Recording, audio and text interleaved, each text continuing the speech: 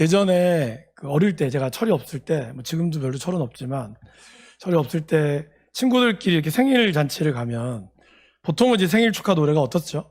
생일 축하합니다 이걸 하거든요. 근데 이제 어느 순간에서부터 조금 이제 크니까 저희들이 이제 장난이 짓궂어지면서 했던 이제 음은 똑같은데 가사가 바뀌었죠. 왜 태어났니? 뭐 이렇게 얼굴도 못생긴 게 왜 태어났니? 그러면서 이제 막 박수 치면서 이렇게 축하했던 시간들이 있었습니다. 그때는 뭐 그 생일을 받는 친구나 또 하는 우리도 나름대로 이렇게 뭐 장난이 친하니까 그렇게 한다라고 생각을 했었는데 시간이 좀 지나면서 참 이 노래가 이렇게 좋은 노래가 아니구나. 왜냐면 이 가사 자체가 얼굴도 못생긴 게 왜 태어났니? 생일 축하 노래라고 하지만 결국에는 너 왜 태어났냐? 이런 거잖아요. 물론 뭐 장난이란 거 알기 때문에 그걸 들으면 웃고 넘어갈 수 있지만 혹시나 정말 자기가 태어난 것 때문에 뭐 이렇게 상처가 있는 사람들에게 그 노래가 들으면 큰 상처가 될 수 있겠구나라는 생각이 이렇게 많이 들었습니다. 이제 여러분 오늘부터 우리가 2주 동안 예레미야 말씀을 읽습니다. 예레미야의 별명은 뭘까요? 예레미야의 별명은 눈물의 선지자입니다. 그리고 화면을 한번 미켈란젤로가 그린 예레미야라고 하는 그림이 있습니다. 천지창조를 이제 그린 아주 유명한 작가, 이것도 화가인 미켈란젤로가 예레미야를 아마 생각하면서 그린 그림입니다. 이 장면은 예레미야가 이제 이스라엘의 멸망을 보고 눈물을 흘리며 한탄했던 그 장면을 그린 것이라고 합니다. 미술 이런 평론가들이 말씀하시기를 위에는 그분의 이 그림자나 이런 것들이 짙은 어두움에 잘 표현되어 있는데 의외로 이제 밑에는 조금 자세하게 그림을 그리지 않았다. 그것이 아마 좀 더 위의 슬픔을 강조하기 위해서 그런 것이 아닐까라고 뭐 얘기하고 있다라고 하는데 그만큼 예레미야는 이렇게 눈물이 많은 선지자라는 것이 참 중요하죠. 눈물이 많았다. 이것은 예레미야가 감성적인 사람이다라고 볼 수도 있지만 이 눈물은 시대의 아픔의 눈물이고 고통 가운데 흘리는 눈물이라고 할 수가 있습니다. 여러분 이제 대부분의 선지서들이 제가 선지서가 첫 시작할 때 어떻게 들어간다고 말씀을 드렸죠? 보통 어느 시대에 이 사람이 활동을 했다라는 게 나옵니다. 그래서 예레미야 1장에서도 보면 1장 2절부터 보면 요시야 왕이 다스리던 때부터 시드기야가 유다의 마지막 왕이거든요. 마지막 왕 때까지. 그러니까 이 요시야가 죽고 나서 여호아하스, 여호야김, 시드기야 5명의 왕이 활동을 했을 때 이 예레미야가 활동을 했습니다. 이 기간은 40년이 됩니다. 그러니까 선지자로서는 매우 긴 기간 동안 활동을 했습니다. 그럼 도대체 무엇 때문에 그는 그렇게 눈물이 많았을까요? 예레미야는 멸망 직전에 잠깐 반짝이던 번영의 시기에서부터 멸망과 그 이후까지 활동했던 선지자였습니다. 그는 유다가 그들의 죄로 인해 바벨론에 의해 멸망당해야 할 것이다. 그러기에 회개하고 하나님 앞에 나아가야 됩니다. 라고 말했던 선지자였습니다. 이것만 들으면 큰 문제가 없을 것 같지만 사실 이 이스라엘의 멸망은 우리나라의 정세와도 매우 유사했던 상황이었습니다. 여러분 우리나라가 조선시대 말기에 어떠한 어려움이 있었습니까? 우리나라를 어떻게 하든지 이렇게 침략하고 정복하려고 밑에서는 일본이 올라왔고요. 위에서는 러시아가 올라왔고 청나라가 간섭을 하고 있었고 그리고 미국이 간섭하고 있었습니다. 이러한 몇 개의 열강들이 모여서 이 대한민국이라고 이 대한제국이라고 하는 나라를 어떻게 하든지 잡아먹으려고 했죠.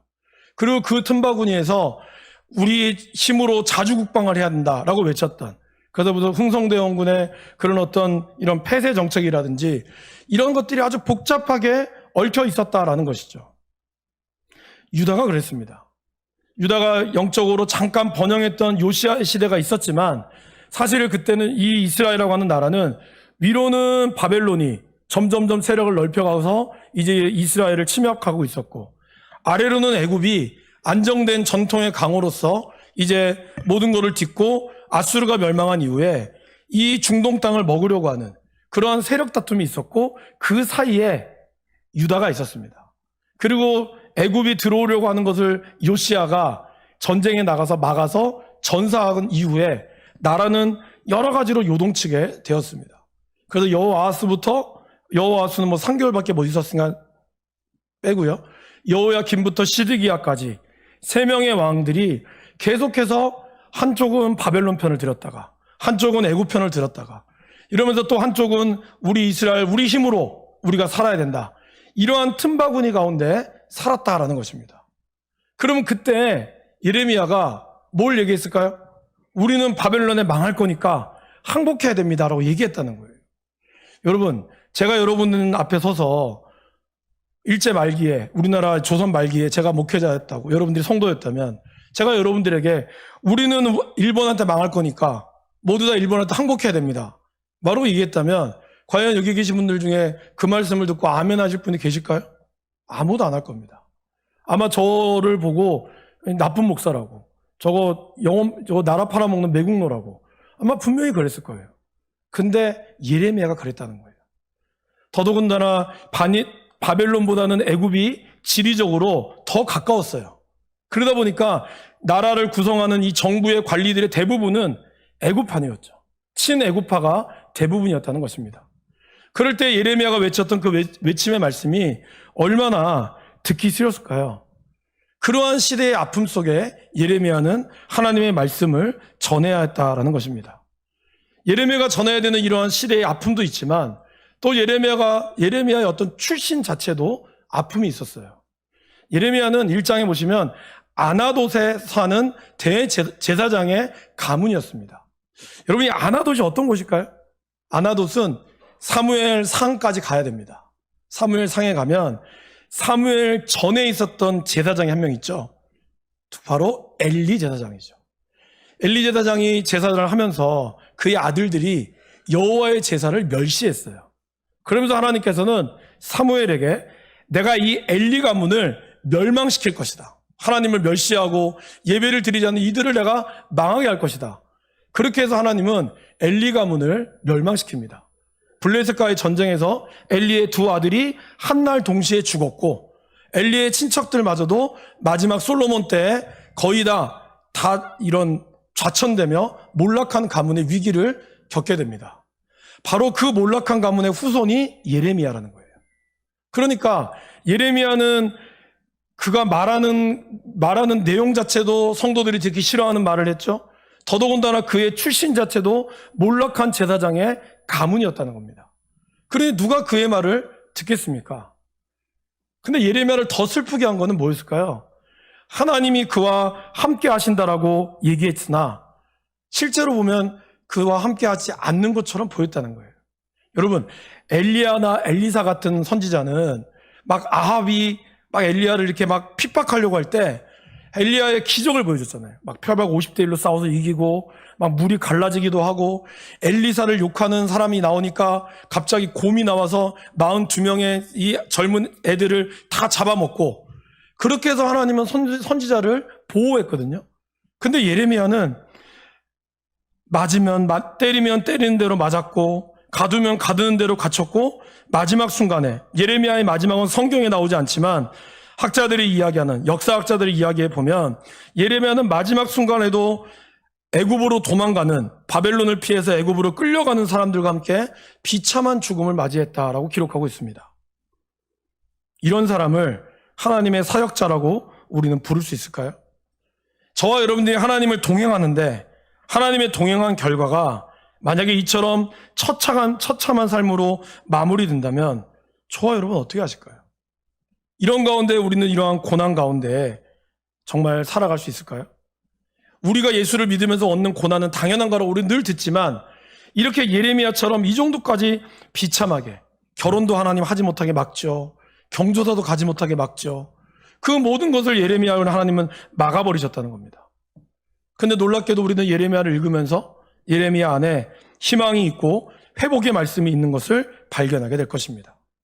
예레미야뿐만 아니라 선지자들이 살았던 이 시대, 선지자들은 특별히 이제 세 개의 어떤 시대를 구분할 수 있습니다. 이스라엘과 유다가 망하기 전 활동했던 선지자, 그리고 망할 때의 선지자, 그리고 망하고 나서 다시 포로에서 돌아왔을 때의 선지자, 요 세 부류로 나눌 수 있는데 대부분 선지자들은 시대가 조금씩 달랐지만 그 안에는 늘 희망이 있었어요. 그런데 그 희망에는 반드시 하나님의 심판이 있었다라는 겁니다.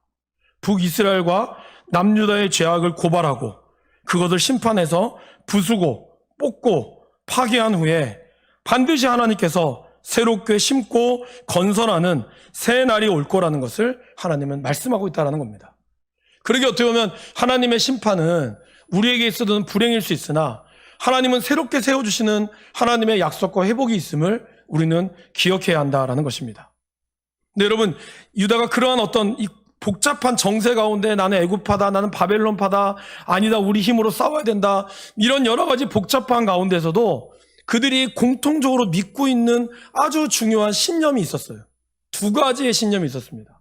하나는 바로 다윗 왕가에게 약속한 영원한 축복. 하나님께서 다윗에게 사무엘하 7장에 보면 성전을 지으려고 했잖아요. 그때 하나님이 다윗을 성전 짓지 못하게 막으시면서 오히려 내가 너의 나라를 영원히 세워주겠다라고 말씀했어요. 이 말씀이 이스라엘을 대대로 내려오면서 비록 북이스라엘은 멸망했지만 남유다는 북이스라엘을 멸망시키는 아수르가 하루아침에 하나님의 심판 앞에 머무르는 걸 보면서 아 그래, 우리나라는 절대로 망하지 않을 거야. 하나님이 우리를 지켜주잖아. 그렇게 그들의 믿음이 있었다는 거죠. 또 하나 그들의 신념은 뭐였냐면 바로 솔로몬 성전이 지은 이 성전. 그래서 이 교회는 절대로 망하지 않을 거야. 이 교회는 절대로 무너지지 않을 거야. 왜? 하나님이 세우신 건데 어떻게 멸망하겠느냐. 이 두 가지의 믿음이 항상 있었어요. 다윗 왕가에 대한 믿음, 그리고 성전에 대한 믿음. 그리고 요시아가 왕이 되고 나서 몇 년 후에 성전에서 율법책을 발견합니다. 그러니까 아주 오랫동안 사람들이 율법책을 보지 않았던 거죠. 성전을 청소하면서 발견했던 이 율법책으로 인하여 요시아가 종교개혁을 펼치죠. 그로 인하여 이 종교개혁에 편승해서 수많은 목회자들이 나오기 시작합니다. 그들이 뭘 얘기했을까요? 하나님만을 믿으면 삽니다. 하나님이 여러분에게 복 주실 것입니다. 그러니까 요즘으로 치면 여러분 부흥사들이 오셔갖고 주여 할렐루야 하면 우리가 아멘 하면 믿습니다 하면 복 주는 거예요. 그런 부흥회가 넘쳐났었어요. 근데 예레미야는 그런 부흥회 앞에서 반대를 얘기했다는 거예요. 그렇게만 한다고 되는 것이 아닙니다. 하나님의 말씀에 순종하지 않고 무조건 믿기만 하면 되는 것이 아닙니다. 이렇게 외쳤다는 거죠. 그러니까 얼마나 그 부흥에 참석한 사람들이 예레미야를 재수없게 생각했을까요? 저 재수없다고 맨날 저주만 한다고. 심지어는 예레미야와 살고 있는 아나돗 같은 동네의 사람들마저도 예레미야한테 설교하지 말라 그랬어요. 야, 네 소리 듣기 싫다고. 그래서 멱살잡이를 끄집어 내려고 할 정도로 예레미야 설교는 환영받지 못했습니다. 여러분 어떻게 보면 이것이 지금 우리와 비슷할 수 있다는 것이죠. 어떤 목사님이 길을 이제 운전하고 가시다가 옆에 현수막을 보신 거예요. 현수막이 이렇게 되어 있었습니다. 기도하면 반드시 응답됩니다. 이거 보니까 어느 교회에서 부흥회를 하는구나. 목사님 좀 급해가지고 이제 그냥 쑥 지나갔는데 다음에 이제 한번 그 다음 날인가 또 길을 갔는데 조금 신호가 여유가 있어서 어느 교회인가 이게 본 거예요. 근데 뭐라고 적혀있는지 아세요? 조계종 무슨 사 100일 수능 기도회 이걸 본 거예요. 그래서 깜짝 놀란 거죠. 이게 뭐야? 그런데 좀 더 지나가다가 보니까 또 그 앞에 교회에서 무슨 교회 100일 수능 기도회 이거 붙어 있었다고 합니다. 아마 이제 100일을 되면 저희뿐만 아니라 많은 이 종교에서도 아마 기도회를 할 거예요. 그래서 대신 기도해 준다고 하는 경우도 있고 그렇다는 것이죠. 또 여러분 종교적 열심만 보면은 기독교보다 다른 종교가 훨씬 더 열심을 보이는 것이 많습니다. 제가 예전에 다른 종교를 믿다가 좀 사이비 같은 종교에 믿다가 오신 분을 저희 교회에 등록하셔서 내가 신방을 했거든요. 그분이 좀 높은 위치까지 올라갔다가 약간 회의가 들어서 교회를 왔다고 하는데 그분의 이야기를 들어보니까 야, 제가 믿는 거는 이거는 일도 아니에요. 그분들은 보통 새벽 1시에 일어나서 목욕하고 그리고 이제 조상들부터 시작해서 자기네들이 이제 포교 활동하면서 이제 이름 얻은 이름 있죠? 그 이름 하나하나 불러가며 새벽 4시까지 예불을 드린다고 하더라고요. 저 깜짝 놀랐어요. 우리 기껏 해봐자 새벽 기도 4시부터 오는 분이 최고인데 그분은 1시부터 4시까지 그렇게 하고 하루를 시작하는 거예요. 그러니까 여러분 우리 교회가 기도를 많이 한다고 하지만 사실 기도의 분량만 따진다면 아마 기독교는 그렇게 많이 하는 건 아닐 거예요. 그러니까 근데 중요한 건 그거라는 거죠. 어디서나 다 기도하지만, 그리고 기도하지 말란 말도 아니지만, 문제는 기도 응답이 지극정성일 때 들어주는 게 아니라는 거예요. 여러분이 지극정성으로 정말 지성이면 감천이니까 그렇게 기도하면 되겠지라고 해서 이루어지는 게 기도가 아니라는 거예요. 제가 아까 처음에 얘기했던 것처럼 어느 목회자가 할렐루야 외치면 아멘 손 들고 한다고 그렇게 해서 은혜 받는다고 이루어지는 게 아니라는 거예요. 그거는 잘못하면 기독교 무당을 완성하는 것밖에 안 되는 거예요. 말씀대로 살지도 않으면서 예레미야가 살았던 시대가 그랬다는 겁니다. 성전에만 들어가면 복 받습니다. 막가파식으로 그냥 기도하면 막 복 주는 믿음이 아니라 하나님 알기를 사모하고 성실과 공의로 하나님의 말씀을 살라고 외쳤다는 것이죠. 그런데 그들이 듣지 않았다는 거예요. 예레미야 7장 4절에서 7절의 말씀에 보면 선지자들이 예레미야가 반대된 선지자들이 이렇게 외쳤다는 겁니다. 너희는 이것이 여호와의 성전이라 여호와의 성전이라 여호와의 성전이라 하는 거짓말을 믿지 말라. 너희가 만일 길과 행위를 참으로 바르게 하여 이웃들 사이에 정의를 행하며 이방인과 고아와 과부를 압제하지 아니하며 무죄한 자의 피를 이곳에서 흘리지 아니하며 다른 신들 뒤를 따라 화를 자초하지 아니하면 내가 너희를 이곳에 살게 하리니 너희 조상에게 영원 무궁하도록 준 땅이니라. 이게 무슨 말이에요, 여러분? 주여 주여 주여 외친다고 주는 게 아니라는 거예요.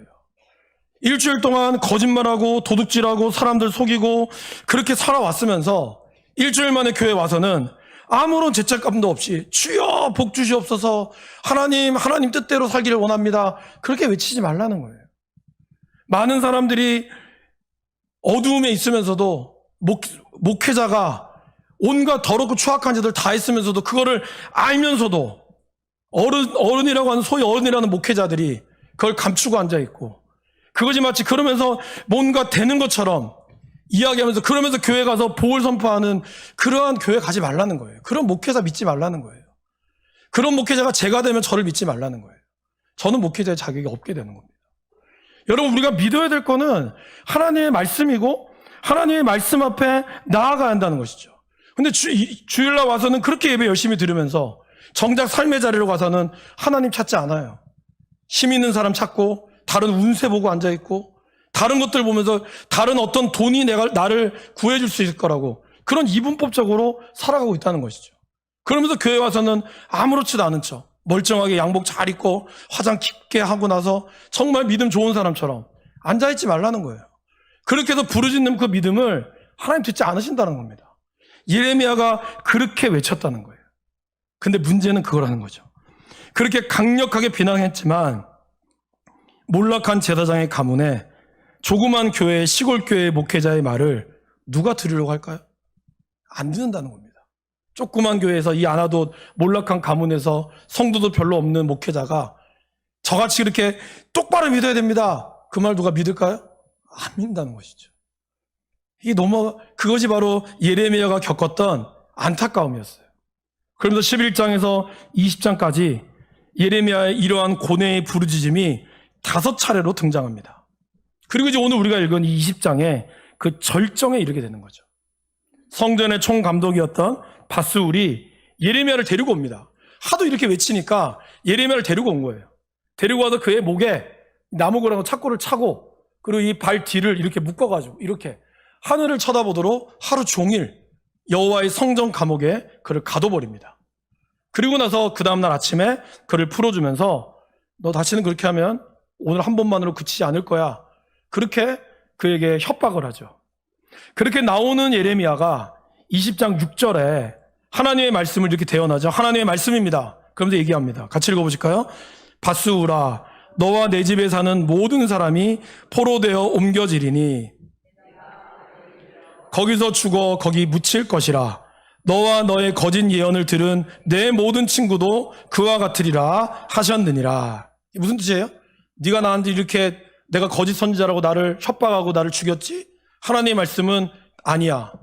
너는 네가 지금 이렇게 한 대로 바벨론에게 항복할 필요 없고 바벨론에게 우리는 기도만 하면 됩니다. 기도만 하면 하나님이 다 보호해 줄 것입니다. 걱정하지 마십시오. 성전에만 열심히 나오십시오. 너 그렇게 이야기했지? 너 말 그대로 네가 바벨론에 끌려가게 될 거야.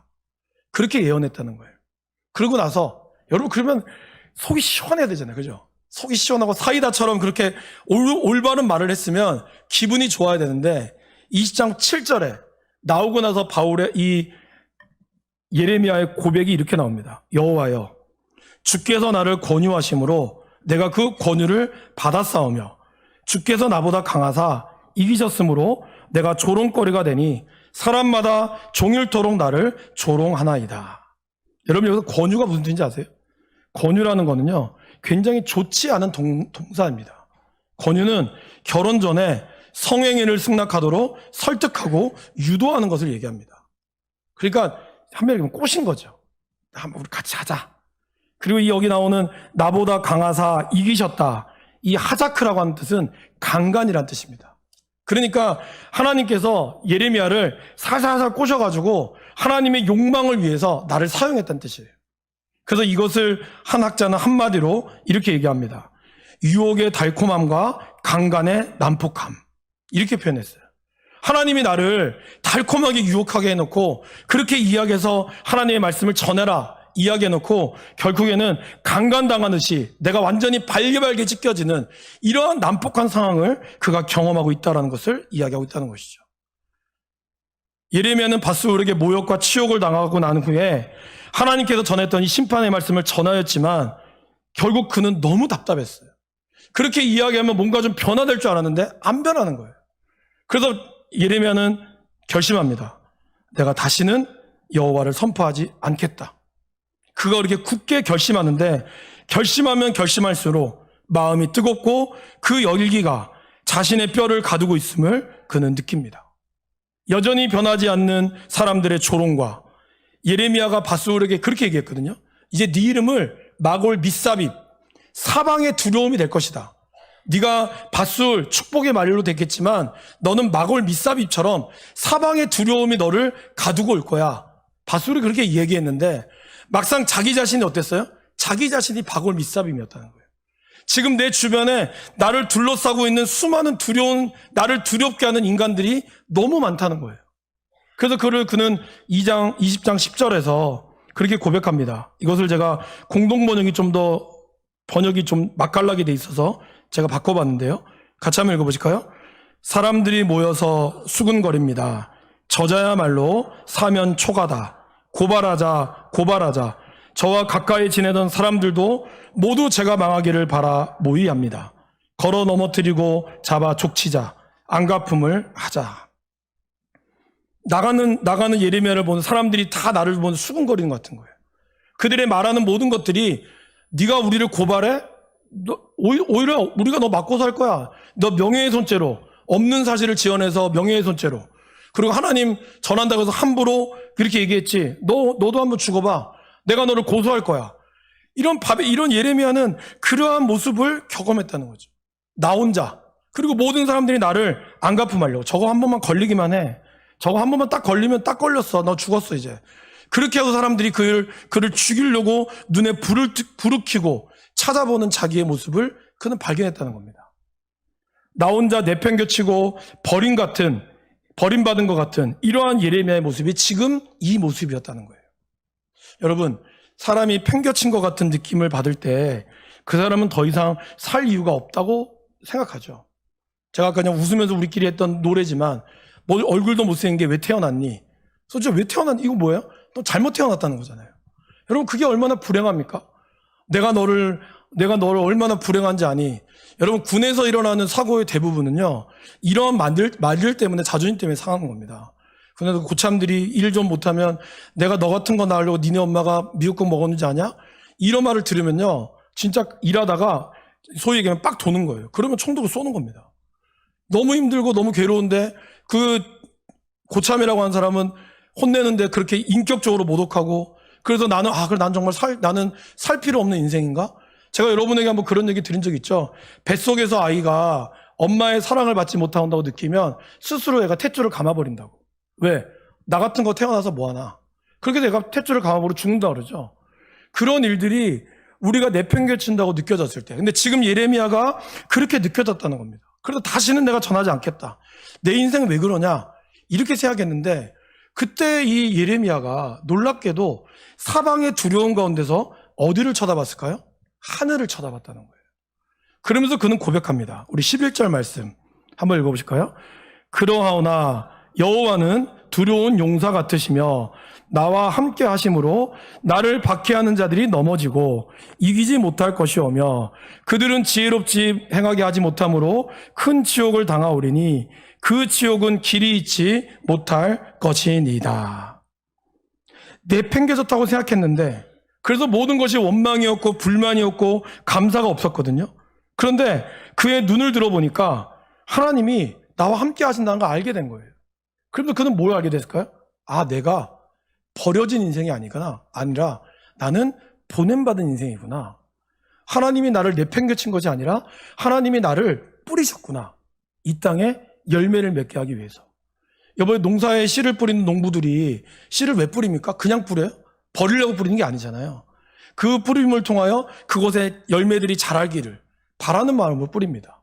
그래서 씨 뿌리는 비유의 핵심은 씨를 뿌리는 사람이 문제가 아니라 그거를 받는 마음밭이 문제였다는 거죠. 결국 여러분 어떻습니까? 하나님이 저와 여러분들의 인생을 내팽개쳐서 여러분들을 내팽개진 것이 아니라 하나님의 뜻을 이루려고 우리가 뿌려진 인생이라는 것을 예레미야는 알았다라는 것입니다. 많은 사람들이 그렇게 생각합니다. 내가 환경만 좀 더 좋았으면, 내가 좀 더 부모만 잘 만났으면 내 인생이 달라졌을 텐데, 내가 결혼만 잘했더라면, 내가 이 남편만 안 만났더라면, 내가 이 아내만 안 만났더라면 내 인생이 폈을 건데 라고 우리는 생각하며 기도할 때는 여러분 없으시길 바랍니다.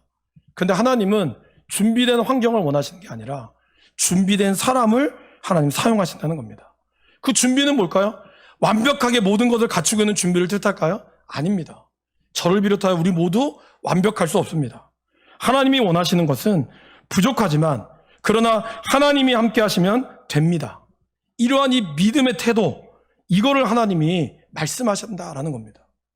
제가 선배 목사님들한테 많이 들었던 말씀이 그겁니다. 김전도사 목회가 너무 힘들겠어. 김전도사가 담임 목사가 될 때쯤에는 목회가 너무 힘들 거야. 그분 늘 그렇게 얘기하셨어요. 너무 안타까운 마음으로. 참 그 말씀이 참 기분이 나빴어요. 불안하기도 하고. 근데 요즘 우리의 젊은이들한테 우리 어르신들이 가끔 그러죠. 아이고, 너는 불쌍하다. 야야, 어쩌노. 그렇게 얘기하지 마세요. 하나님이 그 아이들의 인생을 내팽개친 게 아닙니다. 그죠? 우리는 그렇게 생각할 수 있죠. 시대를 잘못 만나서. 그러나 하나님께서는 이 시대에 해야 할 무언가가 있기에 지금 여기에 우리를 보내셨던 것이고 우리를 뿌리신 것입니다. 물론 괴롭고 힘든 순간이 당연히 오죠. 사방에 두려움이 있습니다. 완벽하지 않죠. 그렇지만 우리를 이것에 보내신 하나님이 우리와 함께 하심을 잊지 않아야 한다라는 겁니다. 그러기에 예레미야는 그걸 잊지 않았기에 13절에서 그는 이렇게 하나님을 찬양합니다. 우리 13절을 같이 한번 읽어보실까요? 여호와께 노래하라. 너희는 여호와를 찬양하라. 가난한 자의 생명을 행악자의 손에서 구원하셨음이니라. 하나님은 우리를 그렇게 보내셨다라는 것입니다. 그래서 하나님은 우리를 하나님 찬양하기를 원하셔서 우리를 보내셨고 이 어려운 시대 가운데서 우리를 통하여 하나님의 일을 이루시도록 뿌려진 우리를 통하여 그래서 우리의 마음밭이 하나님 앞에 정결해지고 우리가 정말 하나님 앞에 인내함으로 나아갈 때 하나님은 반드시 우리를 통하여 열매 맺게 하신다라는 것입니다. 그러기에 여러분 우리는 팽개쳐진 인생이 아니라 하나님 앞에 뿌려진 인생이고 보냄받은 인생이라는 것을 기억할 수 있기를 간절히 축원합니다.